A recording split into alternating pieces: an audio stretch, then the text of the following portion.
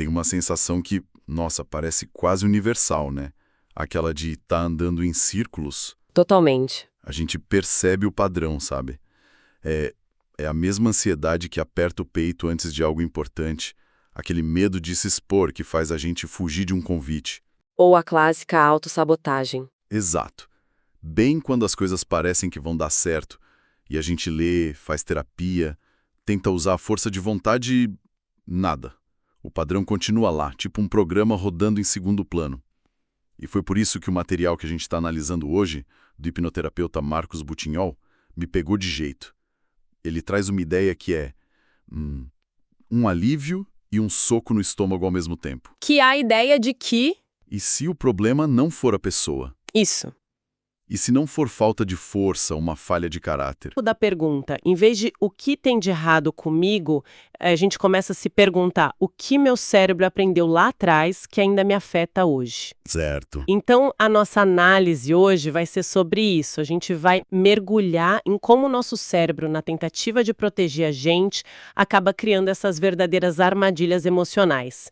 E, claro, vamos investigar como abordagens como a hipnoterapia moderna, segundo o material dele, se propõem a dialogar com essa parte mais profunda da mente Para quebrar os ciclos. para finalmente quebrar esses ciclos. Perfeito. E para começar, tem uma frase do Butignol que é a base de tudo. Eu confesso que quando li a primeira vez pareceu um pouco, sei lá, clichê, né? Mas quando ele começa a explicar a neurociência por trás, a coisa muda. Ele diz: o problema não é você.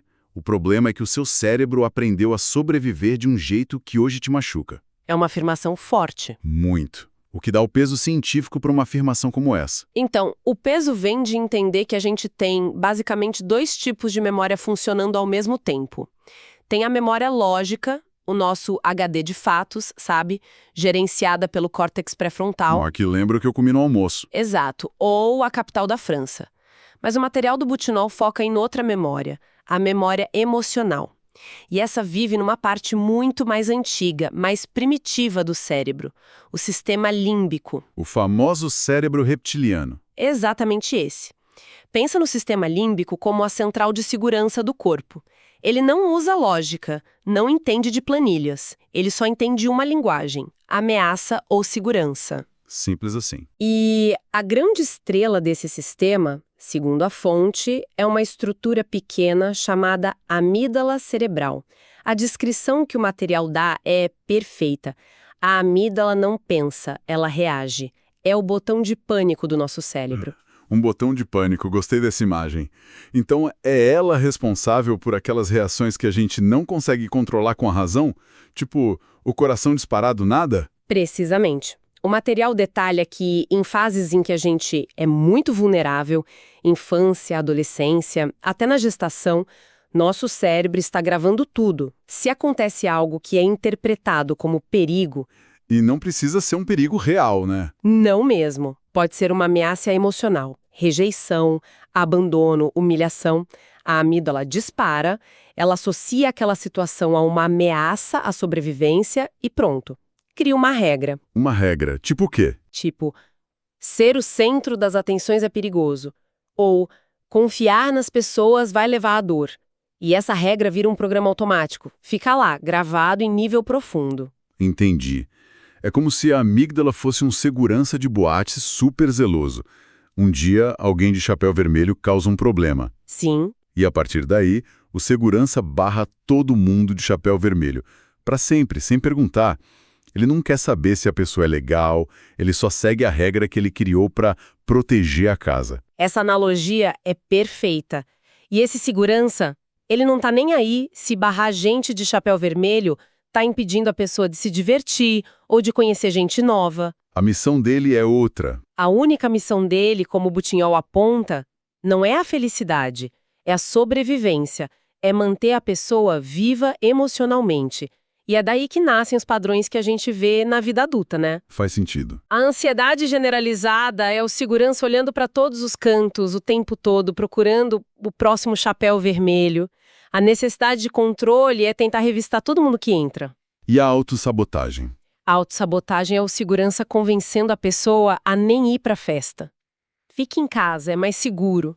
Nossa, essa ideia de que a ansiedade é um sistema de alarme antigo que ficou ligado. Isso muda tudo. Muda, né? Deixa de ser uma falha minha e passa a ser um mecanismo que ficou preso no tempo.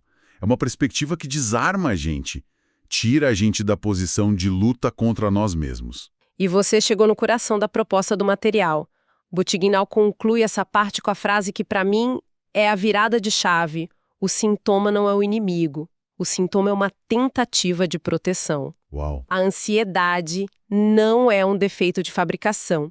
É o alarme de incêndio que disparou lá atrás e agora dispara até com fumaça da torradeira.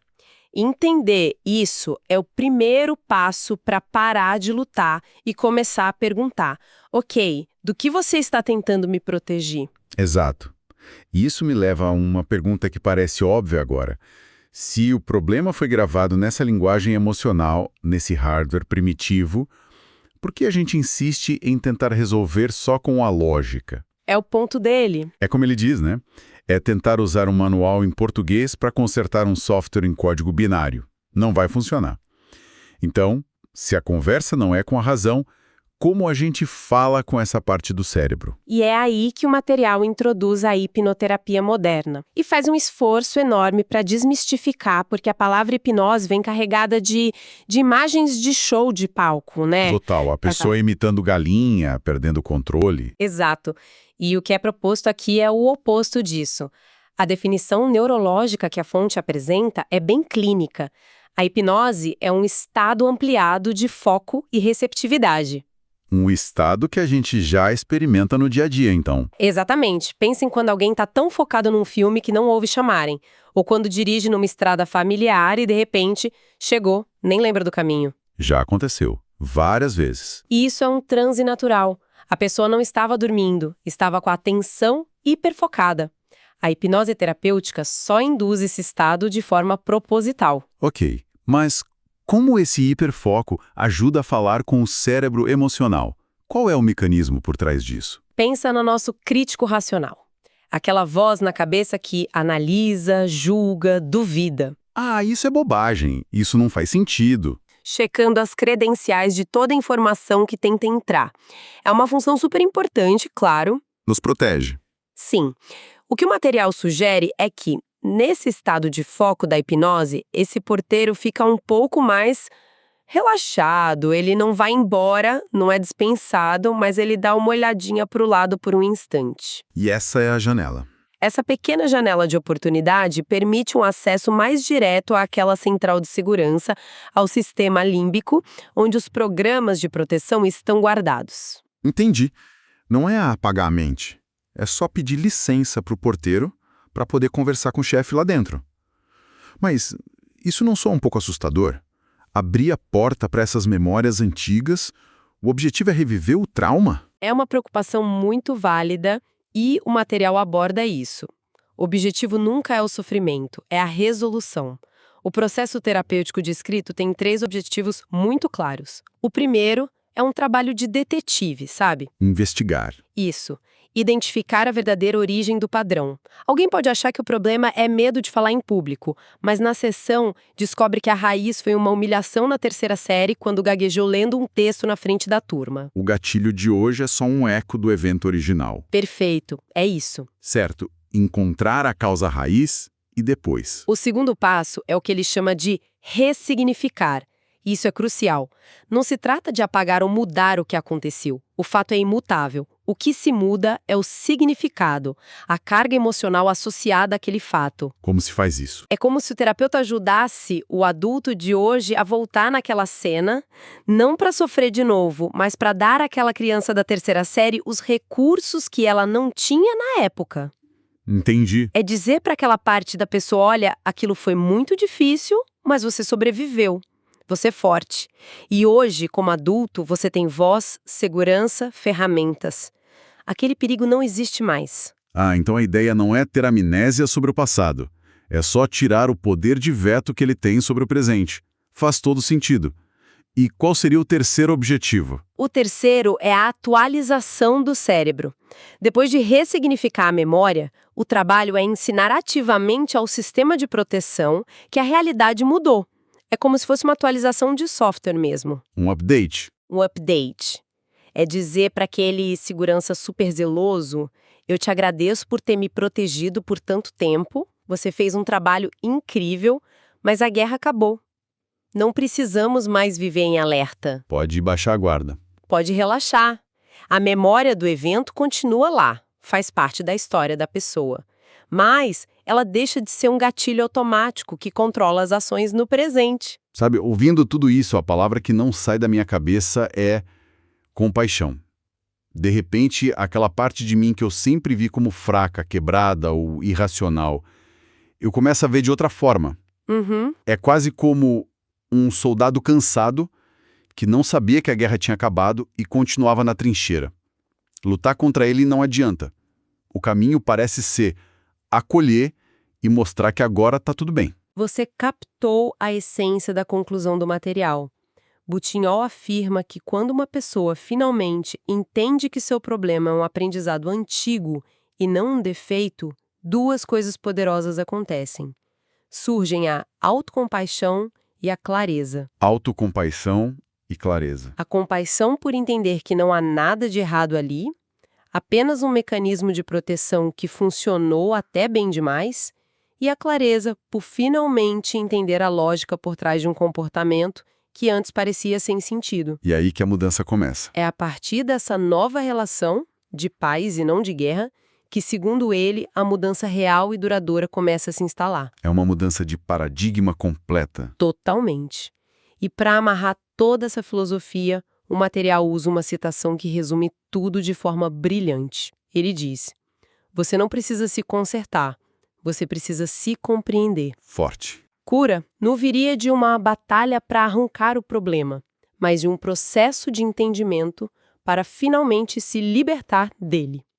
Então, o que eu levo de mais importante dessa nossa conversa, com base no material, é essa ideia transformadora de que os nossos maiores bloqueios emocionais não são sinais de fraqueza. Não são. São, na verdade, fósseis vivos de estratégias de sobrevivência que o nosso cérebro criou para nos proteger. E que, por isso, a mudança mais profunda não vem da força de vontade, mas de encontrar uma maneira de acessar esses programas antigos e, com compaixão, mostrar a eles que o presente é seguro. Essa é uma ótima síntese. E eu adicionaria um ponto que o material reforça. Essa atualização não é mágica, é um processo. Um processo de ensinar o cérebro a confiar na realidade atual. Certo. Isso nos leva a um último pensamento para reflexão, uma provocação que nasce de toda essa lógica que a gente explorou. Se esses sintomas são mesmo tentativas de proteção baseadas em perigos do passado, qual seria o primeiro passo, por menor que seja, que alguém poderia dar hoje para começar a dialogar com esse padrão? Não como um inimigo a ser vencido, mas como um protetor antigo, que talvez só precise que alguém se sente ao lado dele e diga, com calma e gratidão: eu sei que você está aí para me proteger. Obrigado. Mas agora nós estamos seguros. O que mudaria se essa conversa interna começasse